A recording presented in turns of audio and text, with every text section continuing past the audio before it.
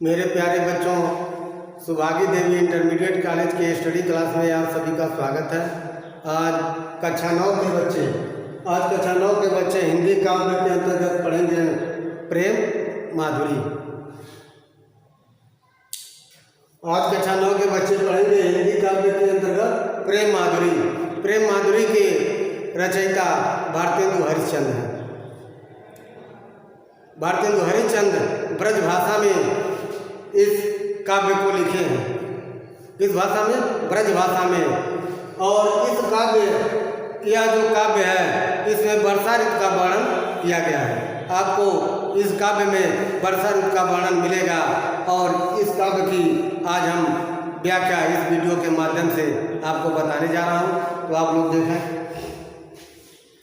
कूके लगी कोयला कदम पे बैठ फेर, धोए धोए पात सरसे लगे। बोले लगे दादुर मयूर लगे नाचे फेर, देख के संयोगी जन ही हर्षे लगे। हरि भई भूमि तेरी पवन चलन लगी, लगी हरिचंद फेर प्राण तरसे लगे। फिर झूम झूम वर्षा की ऋतु आई फेर, बादल निगोरे झुक झुक बरसे लगे। हरिश्चंद्र कहते हैं, क्या कर रहे हैं? वर्षा ऋतु के वर्णन कैसे कर रहे हैं? कूके लगी कोयला कदम पे बैठ फेर। जब वर्षा ऋतु आ जाती है, वर्षा ऋतु के आगमन के बाद ये कह रहे हैं, कूके लगी कोयला कदम पे बैठ फेर। फेर का अर्थ होता है फिर से। कदम अर्थात कदम का पेड़, कोयले अर्थात कोयले, कूके लगी अर्थात बोलने लगी। बैठ का अर्थ होता बैठ कर। कहने का अर्थ है कि वर्षा ऋतु के फिर आगमन के बाद कोयल कदम की डाल पर बैठकर कूकने लगी। वर्षा ऋतु के आगमन पर कोयल कदम की डाल पर बैठकर कूकने लगी। धोए धोए पात हिल सरसे लगे। और उस वर्षा के जल से धोए धोए पात वृक्षों के पत्ते धुल गए। उस वर्षा के जल से वृक्षों के पत्ते धुल गए। धोए धोए पात, उस वर्षा के जल से वृक्षों के पत्ते धुल गए, हिल हिल सरसे लगे। और ऐसे हिल रहे हैं, हिल हिल कर सरसे लगे अर्थात सुंदर दिख रहे हैं।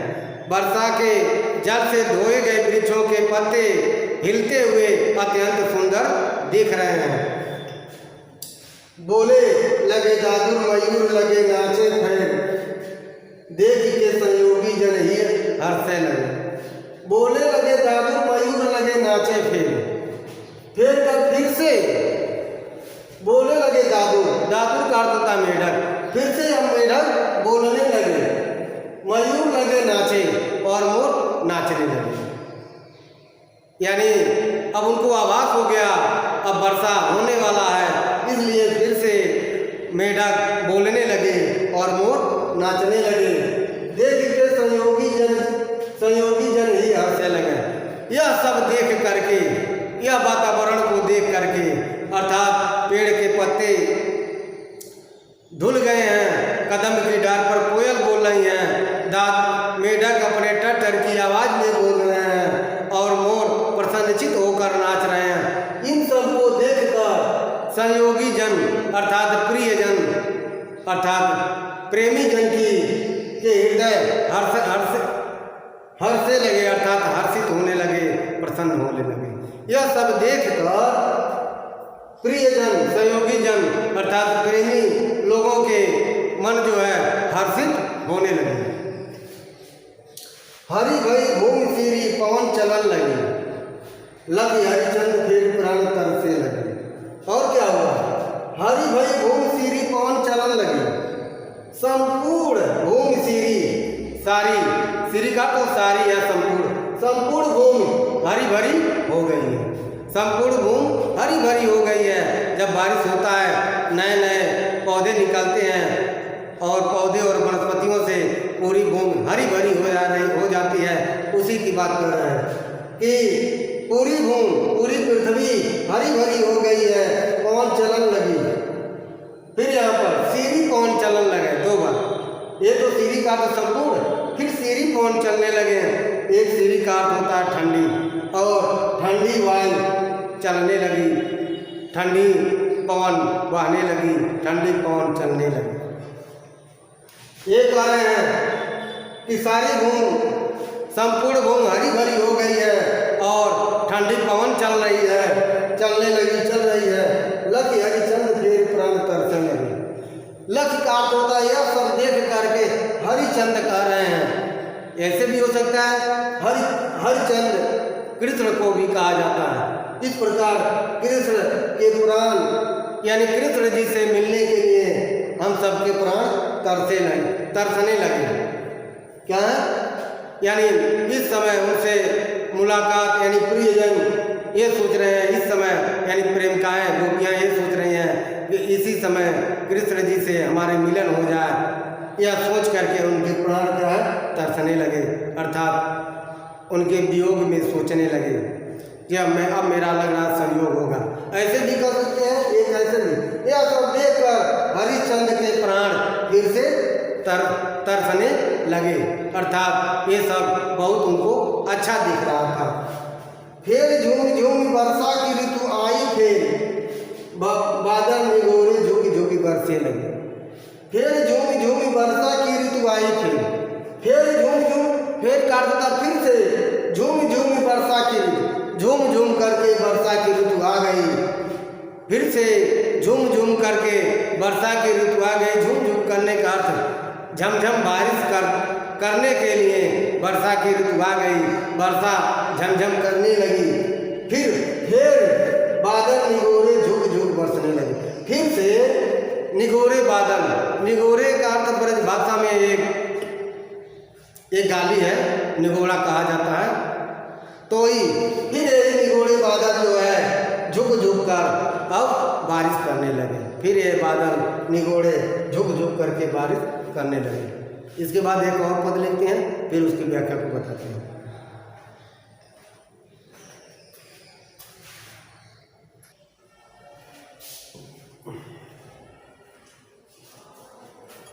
फिर हरिचंद्र क्या कर रहे हैं?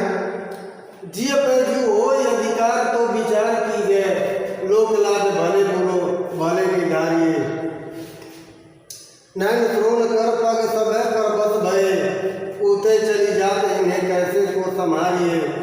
हरिचंद भाई सब भांति सो पराई हम, इन्हें ज्ञान कई कहो कैसे के निभाइए। मन में रहे जो ताय दीजिए विसारी मन, आपे बसे जामे ताय कैसे को विसारिए। यहाँ पर कविवर हरिश्चंद्र लिख रहे हैं कि जब उद्धव जी गोपियों को ज्ञान का संदेश लेकर आते हैं, प्रभु ब्रह्म परमेश्वर की भक्ति के मार्ग को बताते हैं, योग साधना के मार्ग को बताते हैं, तो गोपियाँ उद्धव को उलाना देती हैं। गोपियाँ उद्धव से कहती हैं, क्या कहती हैं? इस पद में आप लोग देखें। जी अपने जो हो अधिकार तो विचार कीजिए, लोक लाज भलो बुरो भले निर्धारिए। करिए गोपियाँ हे उद्धव जी अपने जो हो अधिकार तो विचार कीजिए। जी अपने अर्थात हृदय पर अगर पय का अर्थ होता मेरा, हृदय पर मेरा अगर अधिकार होता तो विचार कीजिए, तो मैं विचार करती। अगर मेरे हृदय पर मेरा अधिकार होता तो मैं विचार करती। आप जो बातें कर रहे हैं, ज्ञान मार्ग की बातें, योग मार्ग की बातें, उस पर मैं विचार करती, लेकिन मेरे हृदय पर मेरा खुद का अधिकार नहीं है। लोक लाज भलो बुरो भले निर्धारिए। इस प्रकार मैं लोक लाज भला और बुरा इन सब का भले निर्धारिए अर्थात भली बात निर्धारण करती। भली बात अर्थात अच्छी पूर्वक निर्धारण करती। फिर एक बार देखें यहाँ से, हे उद्धव जी अगर तेरे हृदय पर मेरा अधिकार होता तो मैं विचार करती और लोक लाज भला बुरा इन सब का भले से अच्छे से निर्धारण करती। नैन श्रोण कर पग समय पर बस भये, उते चली जात इन्हें कैसे को समारिए। फिर करे गोपिया, नैन श्रोण कर पग, नैन नेत्र आंखें, श्रोण कान, कर हाथ पग पैर, सब पर बस भये, सब परबस हो गए हैं, दूसरे के बस में हो गए हैं, अर्थात वो श्याम कृष्ण के बस में हो गए हैं। कौन? मेरे आँख, मेरे कान, मेरे हाथ और मेरे पैर सब दूसरे के बस में हो गए हैं, अर्थात उस कृष्ण के बस में हो गए, नंद दुलारे कृष्ण के बस में हो गए हैं। उते चली जाती इन्हें कैसे को संभारी है। ये बरबस ये खींची हुई उते उस कान्हा के पास ही खींची चली जाती हैं, इसको हम कैसे संभालें, इसको हम संभालना हमारे बस की बात नहीं। फिर एक बार गोपियाँ उद्धव से कह रहे हैं, उद्धव जी मेरे आँख, कान, हाथ और पैर ये सब क्या ऊपर बस यानी दूसरे में बस गए, अर्थात उस कान्हा कृष्ण के अधिकार में हो गए हैं, इस पर मेरा कोई अधिकार नहीं है। ये अपने आप स्वतः ही उस कान्हा के पास खींची हुई चली जाती है, हम इसको कैसे संभालें, अर्थात ये हमारे बस, इनको संभालना हमारे बस की बात नहीं। हरिचंद भाई सब भांति सो पराई हम, इन्हें ज्ञान कही कहो कैसे के निभाई। फिर कह रहे सब हरिचंद भाई सब भांति सो पराई हम, हरिचंद अर्थात श्री कृष्ण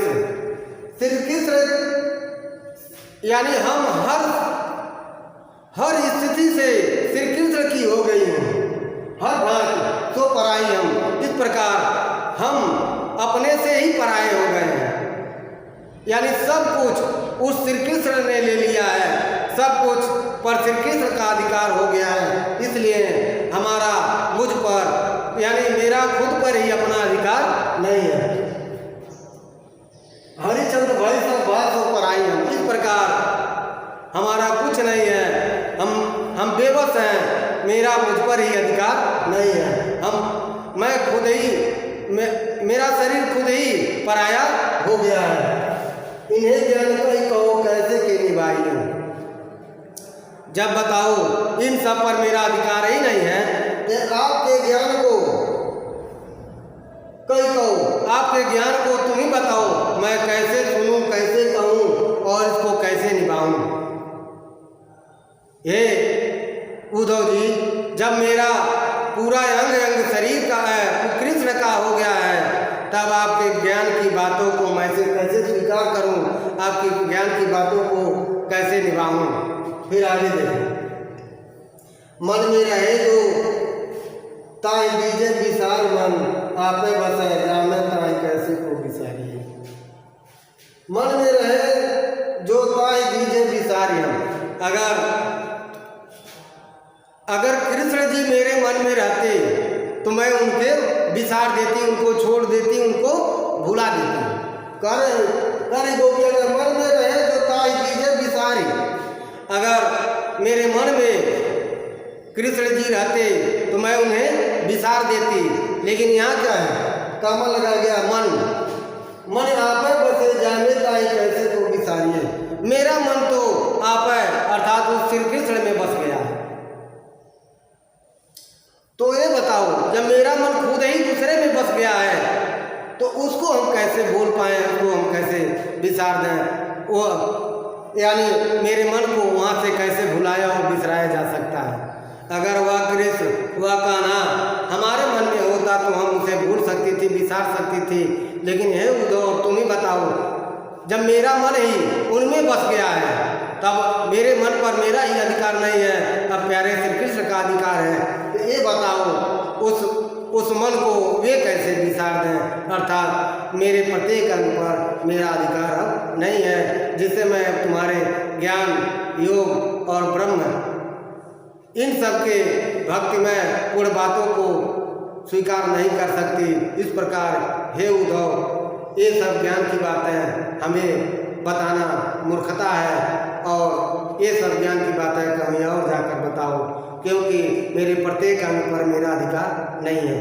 तो प्यारे बच्चों, हम आशा यही करते हैं इस पद की व्याख्या आपको समझ में आ गया होगा। अब अगले पद की व्याख्या अगले वीडियो में करेंगे। तब तक के लिए धन्यवाद।